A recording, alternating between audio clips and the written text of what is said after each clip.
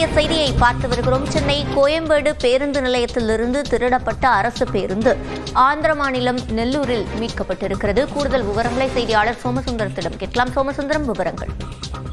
சிவரஞ்சினி, சென்னை கோயம்பேடு பேருந்து நிலையத்தில் அரசு பேருந்தை திருடிச் சென்ற இளைஞரால் பரபரப்பு. அதாவது நேற்று சென்னை கோயம்பேடு பேருந்து நிலையத்தில் தமிழ்நாடு அரசு பேருந்தானது நிறுத்தப்பட்டிருந்தது.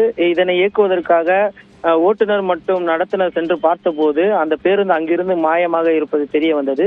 இதனையடுத்து அதிர்ச்சி அடைந்த ஓட்டுநர் மற்றும் நடத்துனர் கோயம்பேடு சிஎம்பிடி காவல் நிலையத்தில் புகார் அளித்தனர். இதனை அடுத்து சம்பவ இடத்திற்கு சென்று அப்பகுதியில் உள்ள சிசிடிவி காட்சிகளை ஆய்வு செய்த போலீசார் விசாரணை மேற்கொண்டதில் கோயம்பேடு பேருந்து நிலையத்திலிருந்து பேருந்தை திருடிச் சென்ற நபர் ஒடிசா மாநிலத்தைச் சேர்ந்த ஞானரஞ்சன் என்பது தெரிய வந்தது. இதனை அடுத்து அந்த நபர் ஓட்டிச் சென்ற பேருந்தை ஆந்திர மாநிலம் நெல்லூர் மாவட்டத்தில் வைத்து அந்த பகுதி போலீசார் பிடித்துள்ளனர்.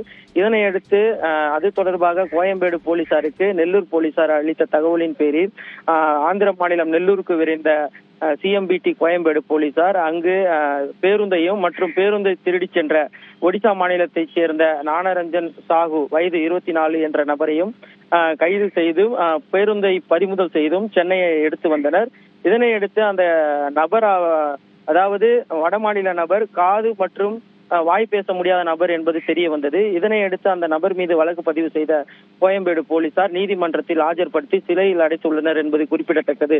சிவரஞ்சினி, விவரங்களை வழங்கியமைக்கு நன்றி சோமசுந்தரம்.